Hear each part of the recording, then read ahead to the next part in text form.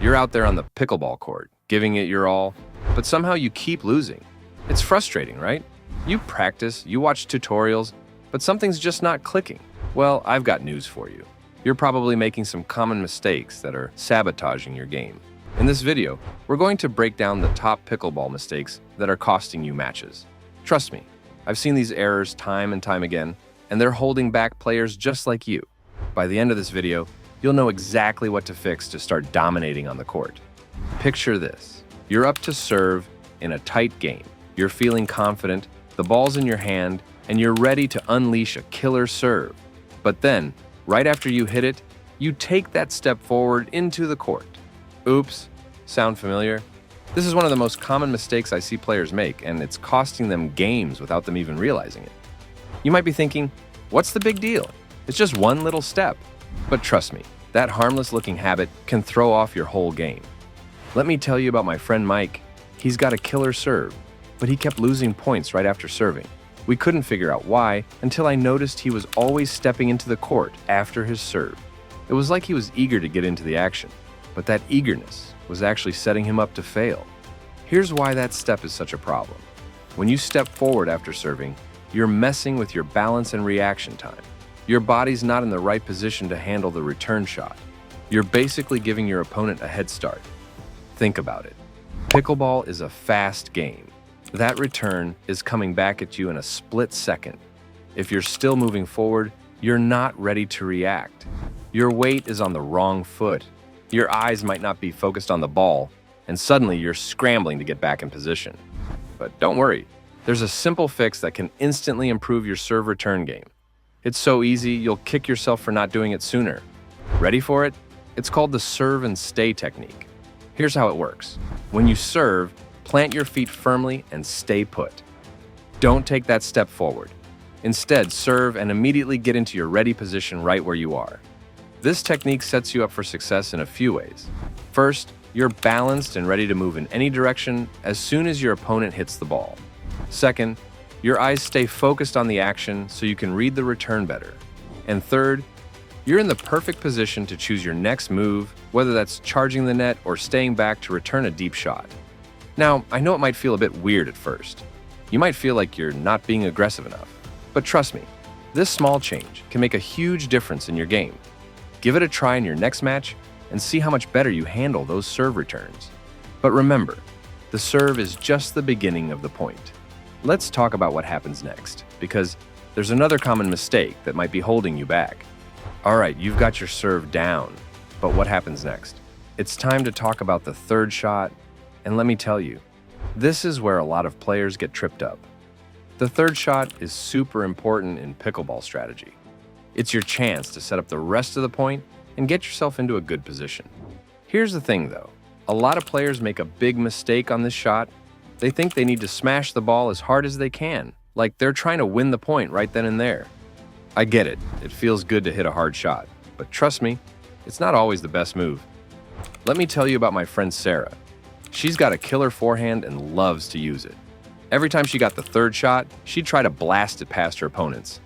Sounds good in theory, right? Well, here's what happened. In one game, she tried this 8 times. You know how many times it worked? 0. That's right, she hit the net 8 times in a row, giving away point after point. So why is driving the ball on the third shot such a problem? Well, think about where you are on the court. You're still at the baseline, and your opponents are up at the net. They've got the advantage in terms of court position. When you try to hit it hard, you're giving them even more of an edge. You're basically trying to thread a needle, and the odds are not in your favor. But don't worry, there's a better way. Want to know what the pros do? They use something called the third shot drop. It's a game changer, seriously. Instead of trying to power through your opponents, you're going to outsmart them.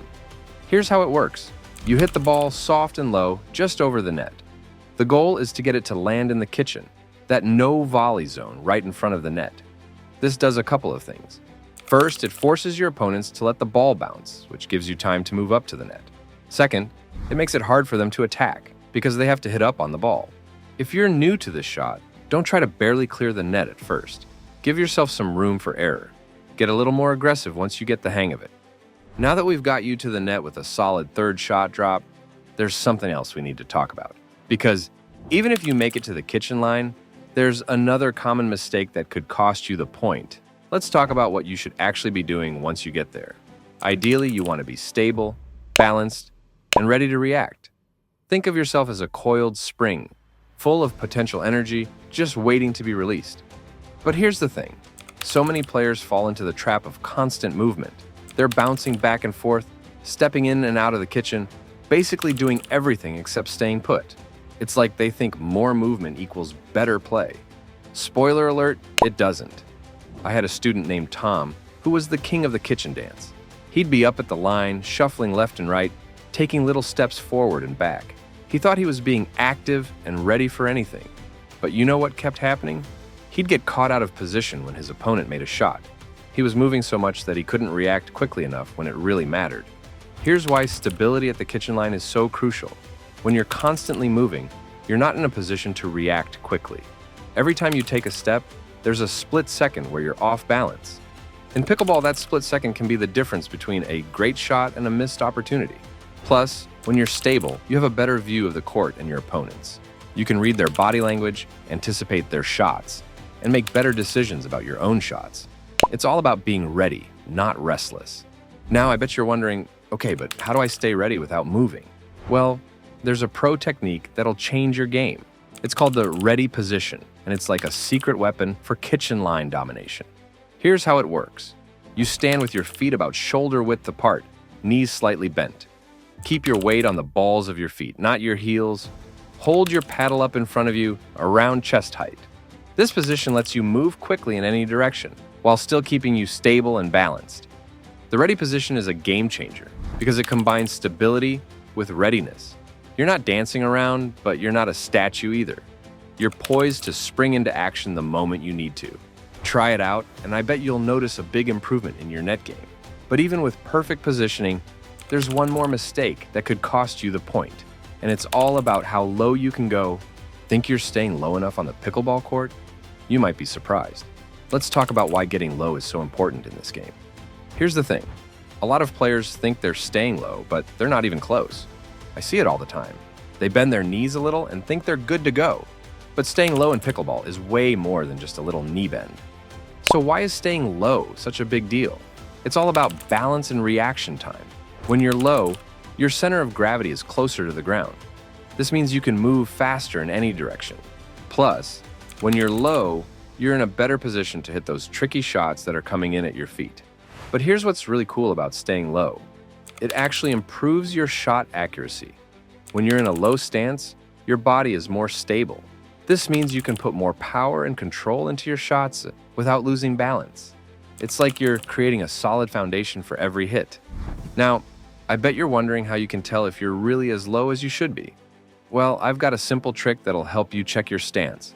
But before I share it, let me tell you why it's so effective. You see, when you're truly low in pickleball, it should feel a bit uncomfortable at first. Your legs might burn a little. That's because you're using muscles you might not use every day. But this discomfort is actually a good sign. It means you're doing it right. Ready for the trick? It's called the chair sit technique. Here's how it works. Imagine you're about to sit down in a chair. Lower yourself down, but stop just before you actually sit. That's the position you want to be in on the court. Your knees are bent, your weight is on the balls of your feet, and your butt is sticking out a bit. It might feel weird at first, but trust me, this is the stance that'll take your game to the next level. All right, let's wrap this up. We've covered 4 game-changing mistakes that might be holding you back on the pickleball court.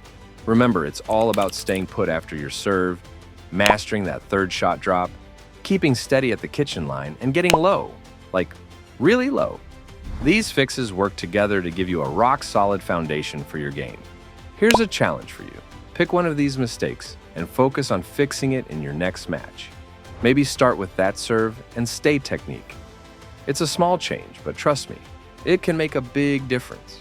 Pro player Nicole Havlicek once said, "The key difference maker is the rock-solid fundamentals that don't cost them any points because they make that shot every single time."